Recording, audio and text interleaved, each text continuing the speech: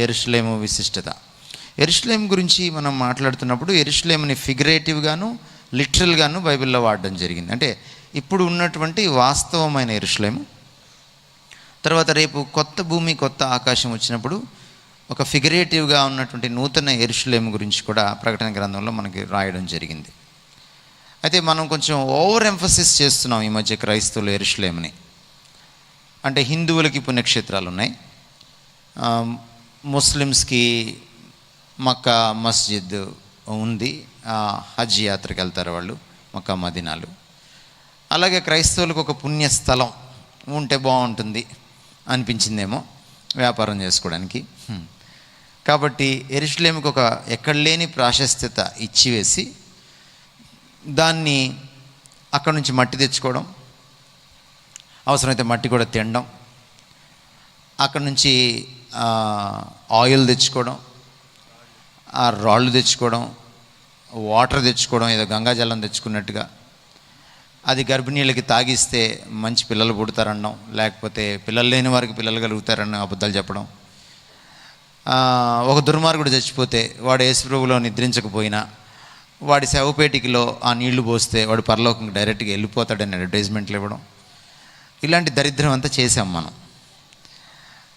దానికి మనం కూడా చప్పట్లు కొట్టాం, మనం కూడా కొనుక్కొచ్చుకున్నాం చాలామందిని. సో అంటే మనం అంటే ఇక్కడ కూర్చున్న వాళ్ళని కాదు, మన భారతీయ క్రైస్తవులు. కానీ బైబిల్లో ఎక్కడ కూడా అపోస్తలులు సంఘాలని స్థాపించేటప్పుడు యెరూషలేముని హైలైట్ చేసినట్టుగా మనం ఎక్కడ చూడం. మీరు గమనించండి, అపోస్తల కార్యం అంతా మీరు చదవండి.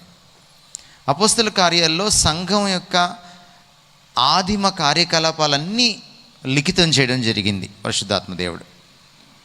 అది పేతురుని వాడుకున్నా, బర్నబాని వాడుకున్నా, లేకపోతే పౌల్ని వాడుకున్నా, ఇంకా రకరకాల వాళ్ళని వాడుకున్నా, ఫిలిప్ని వాడుకున్నా, ఎక్కడ వాళ్ళు యెరూషలేము చుట్టూ తిరుగుతున్నట్టుగా మనకి ఎక్కడ దాఖలాలు లేవు.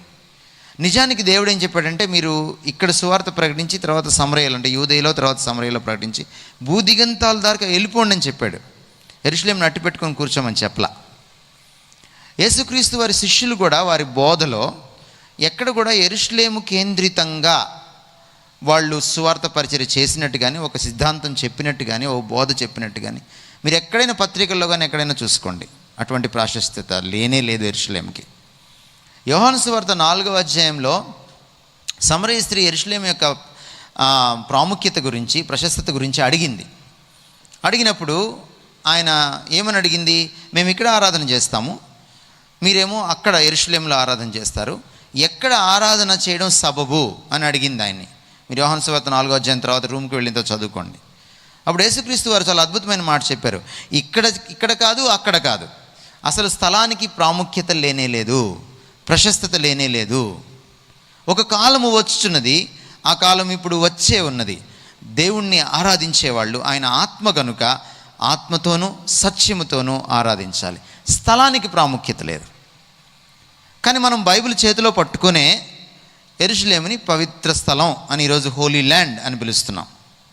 నేను హోలీ ల్యాండ్ టూర్కి వెళ్ళినప్పుడు 51 మెంబర్స్ ఉన్నారు రక్షణ టీవీ మా బృందంలో. వాళ్ళకి పదే నేను చెప్తూ వచ్చిన మాట ఏంటంటే, ఏ స్థలంకి వెళ్ళినా దయచేసి అక్కడ మొక్కద్దు, అక్కడ అవి కొని వాటిని ఏదో గొప్పగా తీసుకోవద్దు అని పదే చెప్పాను. రెండో విషయం వాళ్ళకి ఏం చెప్పానంటే, ఇది హోలీ ల్యాండ్ కాదు. యెరూషలేములో కూడా దొంగతనాలు జరుగుతాయి, యెరూషలేములో కూడా వ్యభిచారం జరుగుతుంది, యెరూషలేములో కూడా అన్ని నేరాలు జరుగుతాయి. ఈ రోజున మిగిలిన కంట్రీస్లో ఏమేమైతే జరుగుతాయో అవన్నీ జరుగుతాయి. ఒకవేళ యెరూషలేము అంత పవిత్రమైన స్థలం అయితే అందరూ పవిత్రులు అక్కడ జీవిస్తుంటే అక్కడ పోలీస్ స్టేషన్ ఉండకూడదు. ఉందా? ఉంది. అక్కడ ఎప్పుడు పహారా కాస్తూ ఉంటారు, యుద్ధాలు ఎక్కువ అక్కడే జరుగుతున్నాయి. కనుక పవిత్ర స్థలం అంటే ఏమిటి? పవిత్రత దేవుడిది, అది స్థలాంది కాదు అని మనం దయచేసి గమనించాలి. ఇశ్రాయేలీల దేవుడిని ఏమని పిలిచారంటే బైబిల్లో పరిశుద్ధుడు అని పిలిచారు. The Holi one of Israel. The holiness doesn't belong to a person, not to a place. Holiness always belongs to the person of God. దేవుడు అనేటువంటి వ్యక్తికి మాత్రమే పరిశుద్ధత. ఆ దేవుడు ఎక్కడ చేయి పెడితే ఆ దేవుడు ఎక్కడ జోక్యం చేసుకుంటే, ఆ దేవుడు ఎక్కడికి దిగి వస్తే, ఆ దేవుడు ఎక్కడ సంచారం చేస్తే, ఆ దేవుడి సన్నిధి ఎక్కడ ఉంటే అక్కడ పరిశుద్ధత ఉంటుంది. సీనాయి పర్వతం మీద మండుచున్న పొదలో మొదటిసారి దేవుడిని చూశాడు. ఎవరు? మోషే. దేవుడు ఏమని చెప్పాడు? నీవు నిలుచున్న స్థలము పరిశుద్ధమైంది. ఎందుకు పరిశుద్ధమైంది స్థలము? దేవుడు అక్కడ ఉన్నాడు కాబట్టి పరిశుద్ధమైంది. అది మనం గమనించాల్సిన విషయం. ఈరోజు కొత్త నిబంధనలో ఎక్కడ 2-3 కూడితే నేను అక్కడ ఉంటానన్నాడు ఆయన. ఆయన యెరూషలేముకి పరిమితం కాదు. నిజానికి ఈరోజు ఒకప్పుడు యెరూషలేము దేవాలయం 2 సార్లు కట్టారు, పడిపోయింది.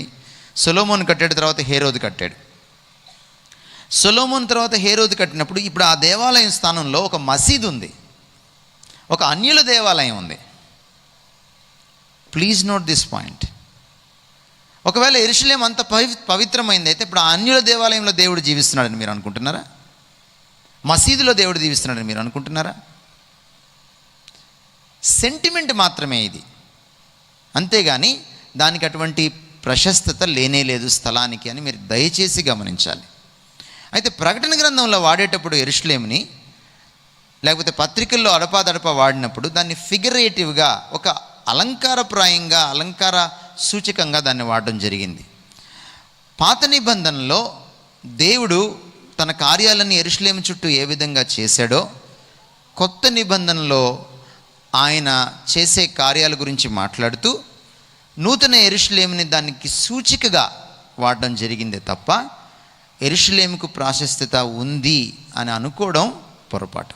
అయితే యేసుక్రీస్తు వారు వచ్చే నాటికి రెండవ రాకడ ముడి వేసుకొని మనం కానీ ఆలోచన చేస్తే యెరూషలేము చుట్టూ కొన్ని సంఘటనలు జరుగుతాయి. యెరూషలేము చుట్టూ కొన్ని ప్రాముఖ్యమైన సంఘటనలు జరుగుతాయి రెండవ రాకడికి ముందు. ఎందుకంటే భూరాజులందరూ కూడా ఆయనకు వ్యతిరేకంగా లేస్తారు, ఆయనతో యుద్ధం చేస్తారు కుమారుడితోటి, యేసుక్రీస్తు వారితోటి. ఒక ఫిజికల్ వార్ ఒక రోజున జరగబోతుంది. ఆ ఫిజికల్ వార్ జరగబోతుంది కాబట్టి ఈ మానవుల చరిత్ర అంతము క్లైమాక్స్కి వచ్చేటప్పటికి రెండవ రాకడికి ముందు, కొంచెం ముందుగా యెరూషలేము చుట్టూ ఈ రాజకీయపరమైన మానవ చరిత్రకు సంబంధించిన, పరాకాష్ఠకు సంబంధించిన, క్లైమాక్స్కి సంబంధించిన కొన్ని సంఘటనలు జరుగుతాయి. కాబట్టి ఇన్ దాట్ కాంటెక్స్ట్, ఆ సందర్భంలో ఒకవేళ తీసుకుంటే యెరూషలేము కొంత ప్రాముఖ్యమైంది చారిత్రకంగా, అంతే తప్ప పవిత్రత విషయంలో యెరూషలేము ప్రాముఖ్యమైంది కాదని మనం గమనించాలి.